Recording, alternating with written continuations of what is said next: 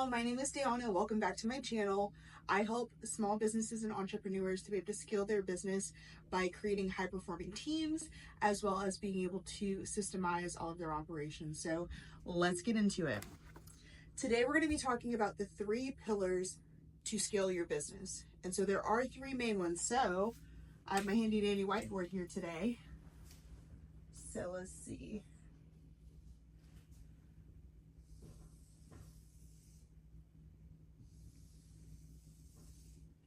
Okay, so before I even actually put in the information, I want you to notice I did draw a Venn diagram. I drew the Venn diagram because all of these things are interconnected. So if you have one thing that is just going and it is not producing the way that it should be, or you have one of these circles without the other, then all of that is going to end up being affected. And so it's always important to make sure that you have all 3 pillars working together. So let's fill these in real quick.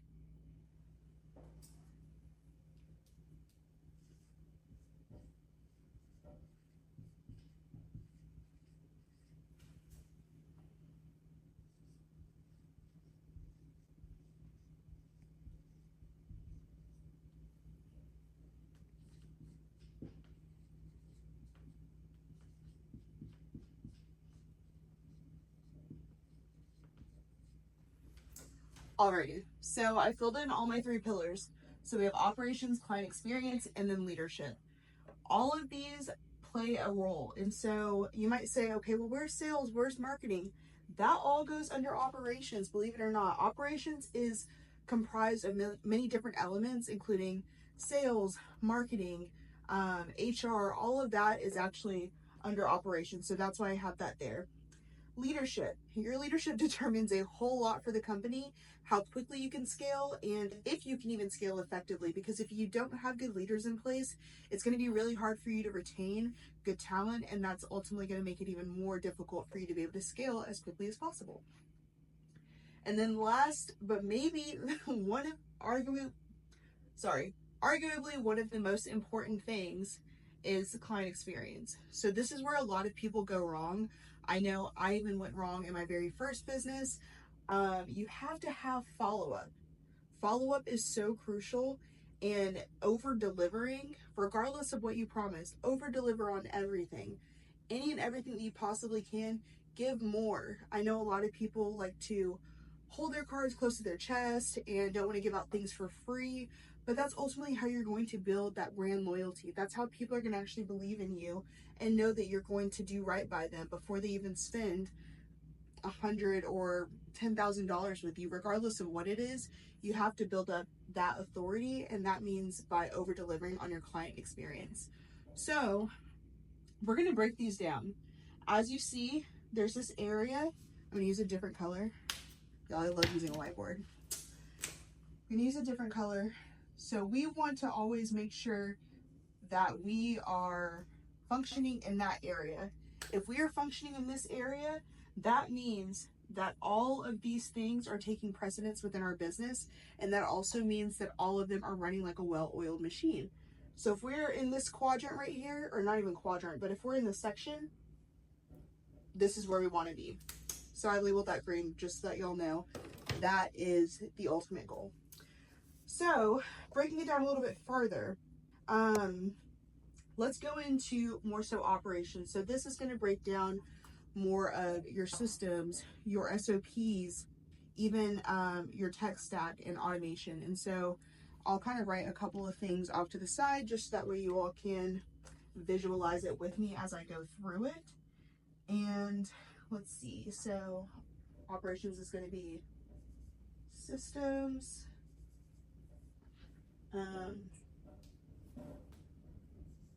automation, SOPs, and tech stacks. Okay, so all of these things go into operations. To go a little bit deeper, to give some insight, with your systems and automations, oftentimes where people break down is that they're doing everything manually, or they don't have any processes and procedures to create a easy workflow. When I say a workflow, I mean if we're doing like an onboarding and offboarding process, that is a workflow. Or if someone has a question about something on a project, there's a clear process of, okay, if they have a question, they go look at that resource. If that doesn't answer it, they go ask this person. If that doesn't answer it, they send an email to that person. So that is a workflow, and we want to make sure that things are functioning easily and swiftly to be able to make sure that we're running an efficient business and being effective with our time.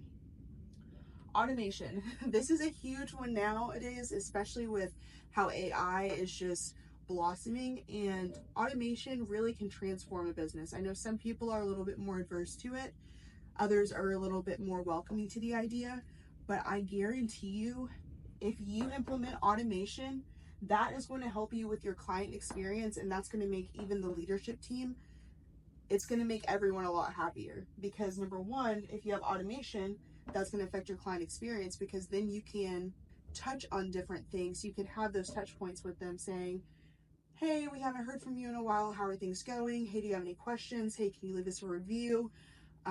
After a certain amount of time that they've been with your program, whatever that might be, that's going to be super essential. Having SOPs are going to be able to help you to scale even faster, because you want someone that is coming in off the street, for lack of a better term, to be able to just come in and do the job with ease. Yes, there might still be a learning curve. Yes, there's going to be a little bit of training, but overall, you want to make sure that you have standard operating procedures for each and every position that you are hiring for, so that way the learning curve is a lot shorter for everyone. And then, of course, tech stacks. Just having all of the information that you need, all of the different technology that you need, and not overdoing it with the technology and the softwares that you are using overall. So now that we've covered operations, let's move down to leadership. Let me grab a different color so we can make it easier on the eyes. Starting to run out of colors, actually. Okay, so for leadership, we are gonna have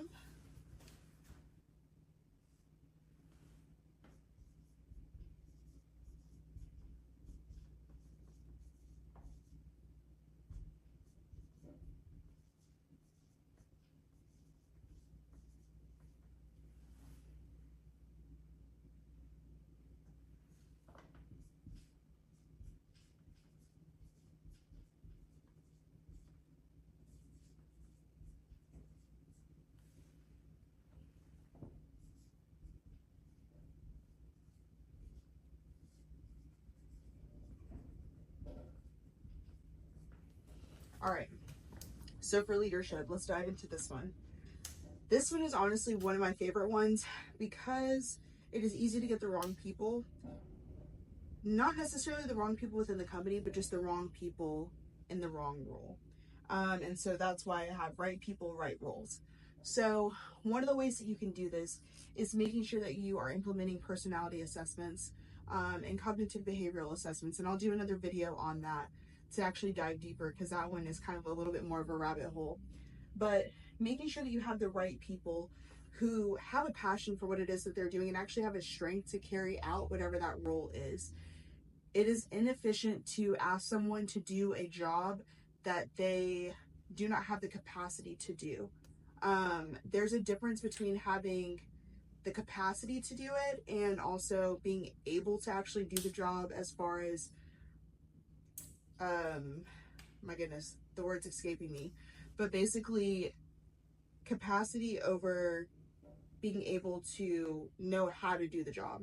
So you might have the capacity to do something, but you don't actually know how to do it, and it doesn't come naturally to you. It is a very large stretch on you to even do this task. That's like someone in customer success, being on sales calls every single day, all day, when they should really be on the back end, answering emails, pushing requests through, everything on the back end, instead of being in a forward-facing role. That's really asking someone to not be in the right role, and to not set them up for success ultimately. In addition to that, we also have, like, if you're wearing all the different hats, a lot of times entrepreneurs and small business owners are wearing a whole lot of hats. It's very, very easy to get bogged down in the day-to-day of everything and know, hey, this has to get done, that has to get done, and just want to take all of that on. That is not the right way to do things. That will actually make your business even more inefficient and will not have us operating in this area. That would have us operating in a completely different area. This whole quadrant would be gone. We would be operating here. But if we're operating here, that means that leadership is not strong, and we're not going to be able to scale without having a good infrastructure and good leadership in place. And so also having unclear roles and micromanaging. So part of having the right people in the right roles is having them to know how to delegate. So delegation is, I believe that's a skill. And a lot of people I have come in contact with might have some control issues. That is okay if that's outside of the workplace. I'm not saying it's okay, but as long as it does not interfere with work, there's not much control I have over that. And see, that's why you have to relinquish control and then just delegate. So the difference between delegating a task is saying, hey, I give you the authority to carry this out. I believe in you. I trust you with this, versus, and then also telling them, this is what I want and this is the end goal. So here's the information I'm giving you to be successful, and here's the end goal. To get from here to here, I don't care what you do in the middle. So you could be going from right here, this is my starting point. This is the information I'm giving you to be successful. This is the end goal. This is where I want us to end up right here. Whatever you do in between right here, I don't care. Like, whatever it does to get from point A to point B, whatever you feel like you need to do, I trust you with that. The difference with delegation, this is delegation. Control is you give them the starting point, okay? You also tell them the end point, which is fine. You still told them the end point, but you're telling them to do 1, 2, 3, 4, 5, 6. If they end up skipping and go to 8, you're like, no. What did you do? What did you do? Now you have to go back all the way back and start over. And so it is important to have the skill of being able to delegate things and relinquish that control, because you know whoever it is that you have in the right role, going back to having the right people in the right roles, you trust them to be able to carry out the task or project that you have given to them. And then last and certainly not least is vision over supervision. So being able to carry the vision within you and have your team members to embody that and your leadership team to embody that will ultimately help, because then you won't have to look at every little thing. That goes to micromanaging, that goes back to having that feeling like you need that control. If you have a very clear and strong vision that fits into your company culture, that everyone wears on their sleeve, you can let go of having that supervision, because you're naturally going to have those automations and those systems in place for you to be able to check in on whatever the project was and see where things are. But you just tell them what your overall vision is, but you don't have to look and baby them. They're not children. They're not children. So that is one of the things that I feel like is super important, is just to have a very clear vision and make that so apparent to every single individual that comes into your company, because that is going to set the foundation for how your company culture goes, how people work, how people start interacting with your clients, okay? And so now we are going to do, let me make sure this is a different color. That is a slightly different color. Not as much of a different color as I would want, but we'll use this one. Hopefully y'all can see it. Okay, so now we're moving on to client experience. So with client experience, let me write these things down. That way we have them so everyone can see them first. Okay.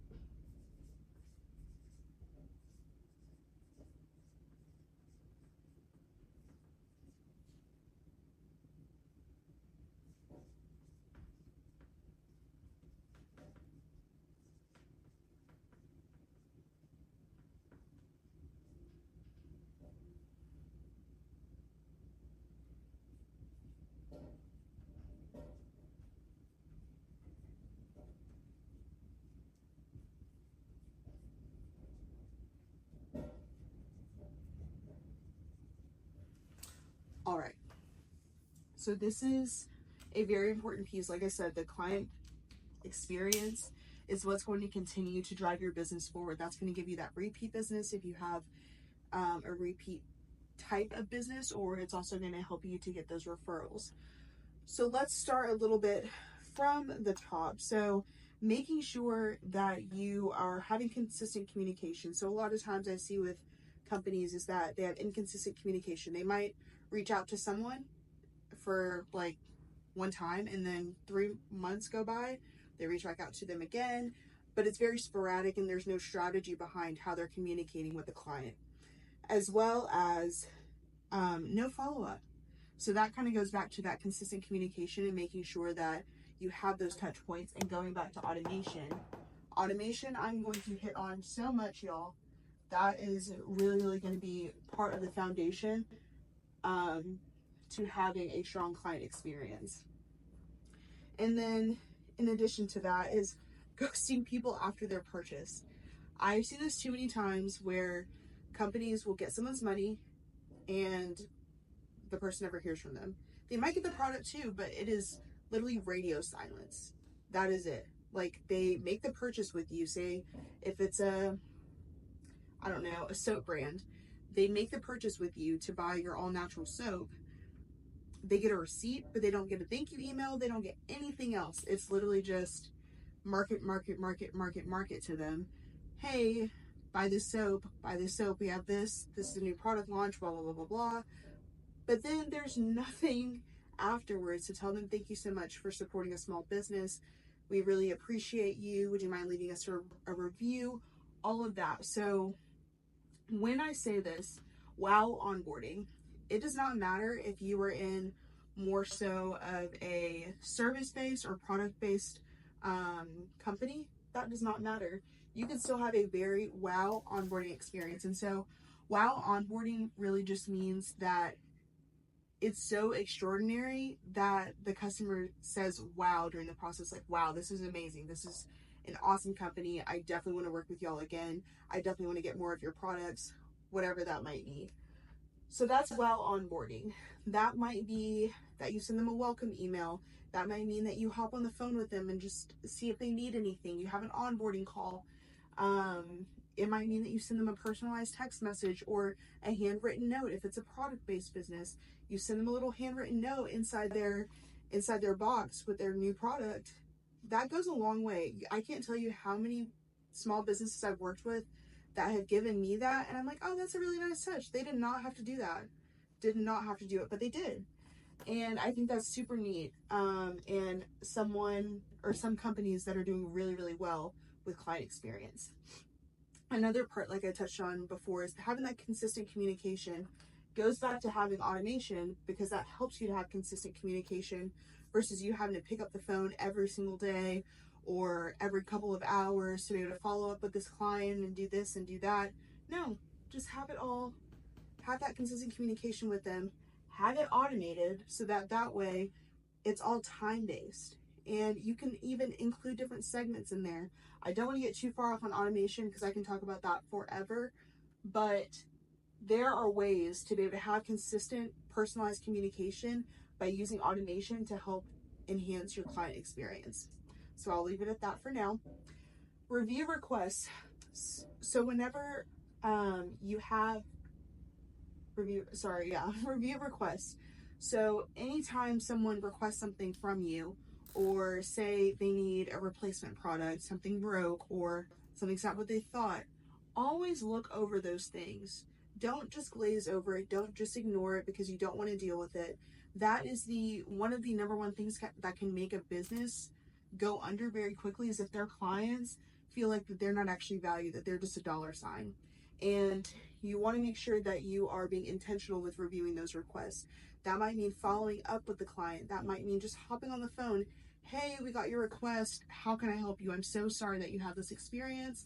This is not how we conduct business. How can I help? It's a very, very simple phone call. And normally, even if their email or their request seems very escalated and very emotionally charged, normally when you hop on the phone with them, it normally de-escalates naturally because they weren't expecting someone to just pick up the phone and call them. Nowadays, with all the technology, people don't expect people to just pick up the phone. They think that everything's a robot, everything's AI, but reviewing your requests can be the main point where you can actually make those personalized and pick up the phone and actually call them, because those are the people that if you make happy, they're most likely going to reach back out to you. Normally people, if they don't care about a brand or if it's a nominal amount, they'll just ignore it. They'll be like, well, I don't need that product, it's fine, or I don't need that service. But if they're calling you, it's because they really were hoping for higher expectations, and they had higher expectations and they want you to meet those. If you meet those / exceed them, you're more likely of keeping the client happy. And then referral system.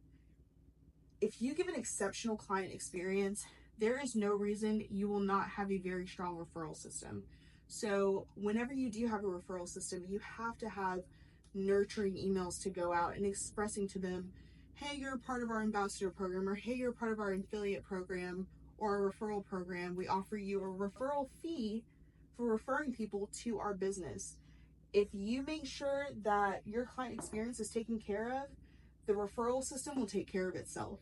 So if the referral system is not thriving, there has to be some form of a breakdown within the client experience. It might be communication, it might be the success rate, whatever that might be. There's a breakdown in the client experience if people are not referring you day in and day out to other companies. There's companies that I ride and die for, and I will I will scream it from the mountaintops what those companies are, because they just deliver such an exceptional customer experience. They have those touch points, even though, yes, I am paying them. I don't feel like a dollar sign. I feel like I truly matter to making an impact with that small business. And so make sure that you're building a strong client experience, because that referral system will take care of itself, and that'll just make you have even more of an influx of clients coming into your ecosystem. So just to wrap up real quick and kind of do a quick overview, operations, leadership, and client experience are your 3 pillars to building a scalable business. Systems, automations, SOPs, and tech stacks are going to be really important for your operations. Your leadership is going to make sure that you have the right people in the right roles. Make sure you have delegation over control and vision over supervision, setting that positive and that solid infrastructure for your company. And then client experience, while onboarding, consistent communication, review requests, and a referral system. If you have all of these components, you will be operating in this area. This is where we all want to operate, is in this green area right here, because that means that operations is flowing like a machine, leadership is flowing like a machine, and so is client experience. If all of those are running like a well-oiled machine, we are operating here in the middle, and that is going to give you the efficiency and effectiveness to build a scalable business. So if you all enjoyed this or want tips, more tips and tricks, please feel free to like this video, comment below, subscribe to my channel. I love answering comments, and I love making videos for any comments that you all might leave or any questions that you all might have. So I will see you all again tomorrow, and thanks for tuning in.